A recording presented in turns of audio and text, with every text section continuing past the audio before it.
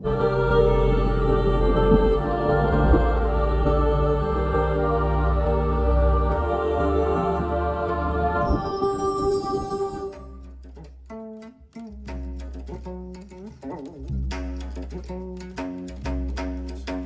história da Coreia remonta a milhares de anos, e a península foi governada por uma série de dinastias.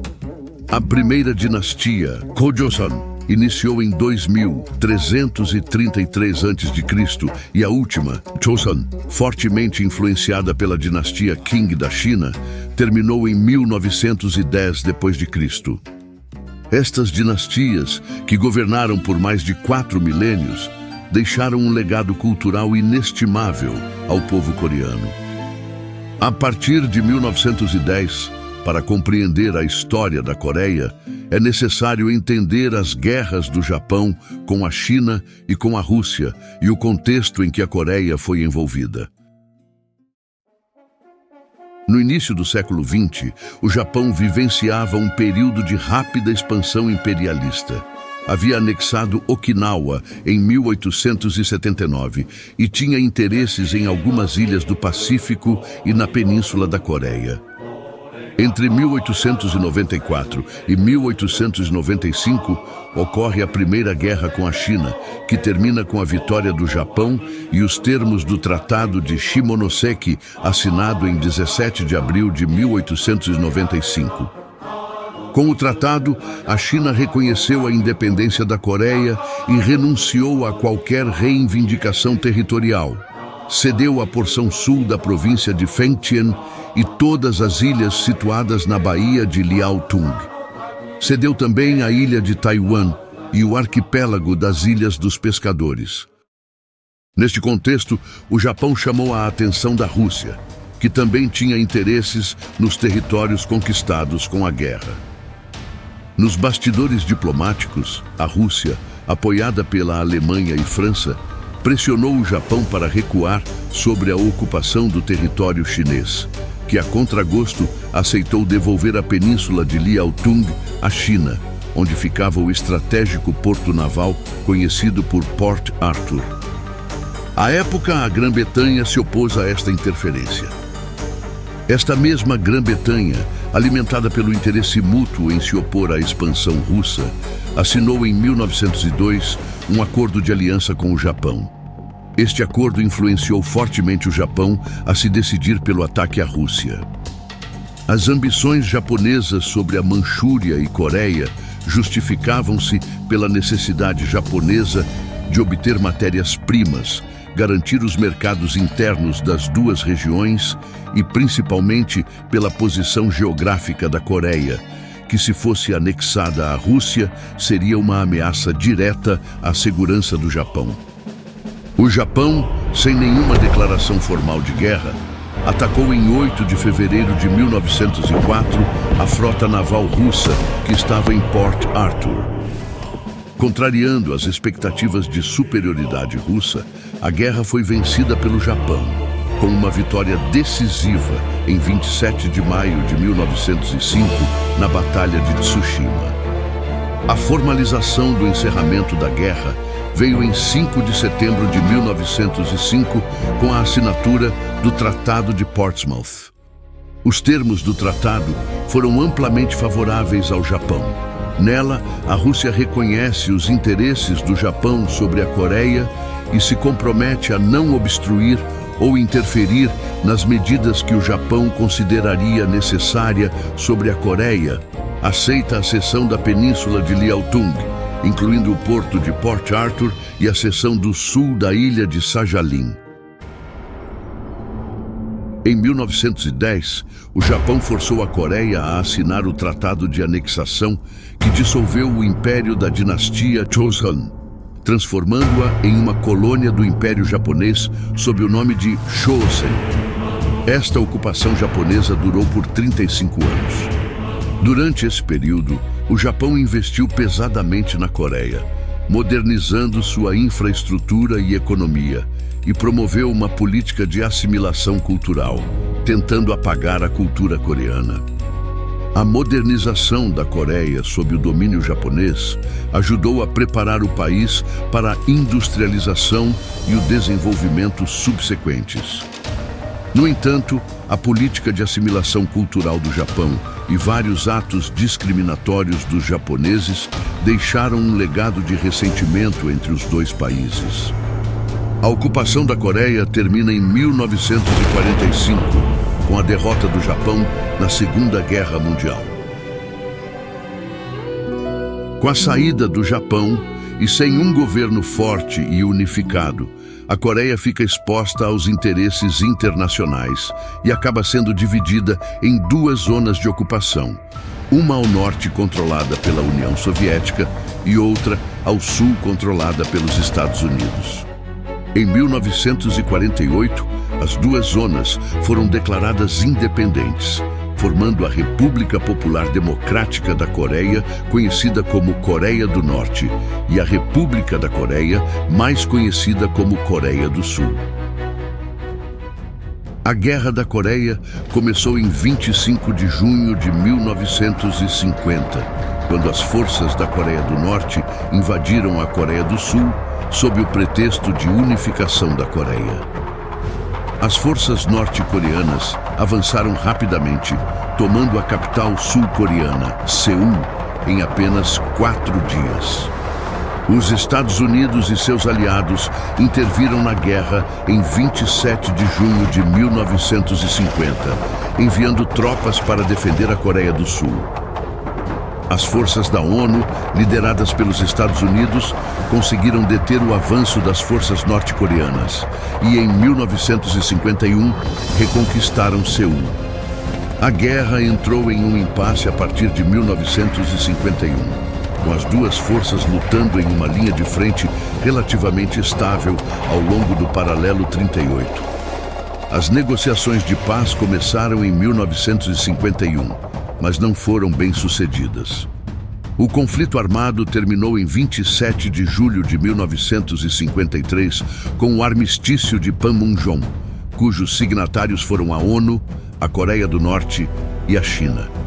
O armistício estabeleceu um cessar-fogo e uma zona desmilitarizada ao longo do paralelo 38, que ainda separa as duas Coreias hoje. Estima-se que o conflito ceifou a vida de mais de 2,5 milhões de pessoas. É importante ressaltar que a Coreia do Sul nunca firmou o armistício e ambos os estados continuam tecnicamente em guerra. Kim Il-sung, fundador e primeiro presidente da Coreia do Norte, governou o país de forma autoritária até sua morte em 1994. A sucessão é hereditária, em reflexo do culto à personalidade que existe na Coreia do Norte, em que os líderes são considerados semideuses. A presidência foi sucedida pelo filho Kim Jong-il, que governou o país de 1994 a 2011, e com a sua morte foi sucedido pelo atual presidente Kim Jong-un. O regime autoritário de governo prevalece até os dias atuais. O regime de governo instituído na Coreia do Sul foi, e ainda é, o presidencialismo. O primeiro presidente sul-coreano foi Ri Syngman, nascido em 1875 e falecido em 1965. Ele governou o país de 1948 a 1960. Sucederam a ele 12 presidentes, sendo o atual e 13º mandatário Yoon Suk-yeol, nascido em 1960 e eleito em 2022. A Coreia do Sul e os Estados Unidos mantêm uma forte presença militar, com bases militares espalhadas em toda a Península Sul-Coreana. A Coreia do Norte também possui uma presença militar significativa na península. As Forças Armadas norte-coreanas incluem mais de 1.200.000 soldados ativos e bases militares espalhadas em todo o seu território, com destaque para os pontos de lançamento de mísseis balísticos e as unidades de pesquisas nucleares. A excessiva militarização da península é fonte de tensão permanente em toda a região do Pacífico. Desde o término da guerra em 1953, nunca houve um acordo formal de paz e as hostilidades estão presentes até os dias de hoje. Dentre tantas ocorrências, destacamos a seguir as mais relevantes dentro do conflito. Em 1968, infiltrados norte-coreanos tentaram assassinar o presidente sul-coreano Park Chung-hee durante o episódio conhecido como Assalto à Casa Azul.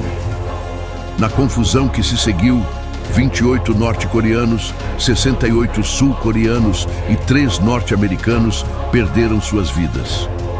Em 1983, um atentado terrorista à bomba em Myanmar, antiga Birmânia, matou 17 altos funcionários da Coreia do Sul que compareceram a uma cerimônia local.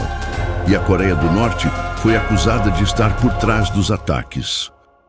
Em 1987, a aeronave do voo 858 da Korean Air explodiu no ar após a detonação de uma bomba colocada na cabine de passageiros por 2 agentes norte-coreanos, matando 115 pessoas. Em março de 2010, a corveta da classe Pohang, da Marinha Sul-Coreana, é afundado por um submarino da Marinha Norte-Coreana, matando 46 marinheiros. Em novembro de 2010, a Coreia do Norte bombardeou a ilha sul-coreana de Yeonpyeong, matando 2 civis e 2 soldados sul-coreanos. Além das mortes, deixou feridos e um rastro de destruição na ilha.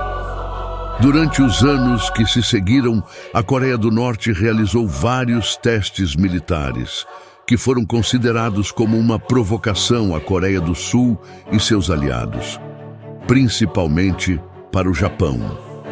Em abril de 2018, houve um início de aproximação entre as Coreias com a assinatura da Declaração Conjunta para o término das hostilidades e a eliminação de armas nucleares. Mesmo após este acordo, a Coreia do Norte continuou com o seu programa nuclear e testes militares nas regiões de conflito.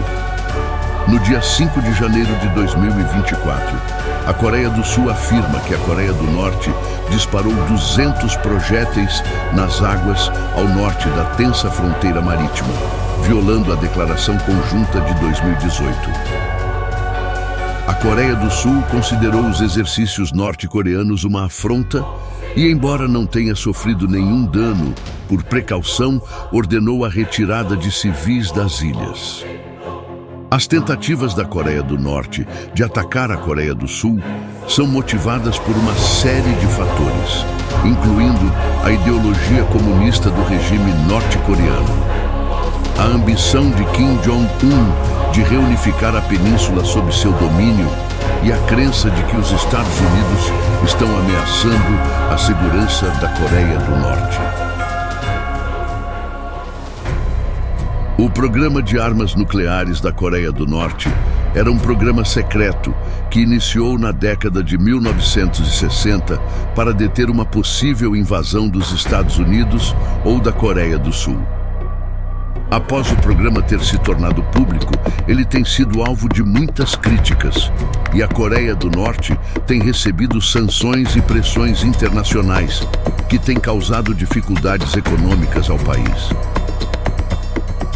Apesar disto, a Coreia mantém o seu foco e vem avançando rapidamente em suas capacidades nucleares, o que resulta em um aumento significativo das tensões na região do Pacífico e que preocupa todos os países do mundo. Informamos agora a cronologia do programa nuclear norte-coreano. 1960. O governo norte-coreano começa a estudar a possibilidade de desenvolver armas nucleares. 1970. A Coreia do Norte começa a construir um reator nuclear em Yongbyon. 1985. A Coreia do Norte assina o Tratado de Não Proliferação de Armas Nucleares, mas infelizmente não o ratifica. 2002. A Coreia do Norte admite ter um programa nuclear secreto. A Coreia do Norte realiza os 3 primeiros testes nucleares, o primeiro em 2006, o segundo em 2009 e o terceiro em 2013. 2016. A Coreia do Norte realiza seu 4º teste nuclear, o primeiro com uma bomba de hidrogênio. 2017. A Coreia do Norte realiza seu 5º teste nuclear, o primeiro com um míssil balístico intercontinental. 2018. A Coreia do Norte e os Estados Unidos iniciam negociações sobre a desnuclearização da Península Coreana.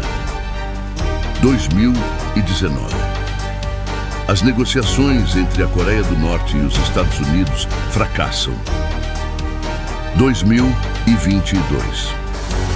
A Coreia do Norte realiza uma série de testes de mísseis balísticos de curto, médio e longo alcance, incluindo um novo teste de um míssil balístico intercontinental.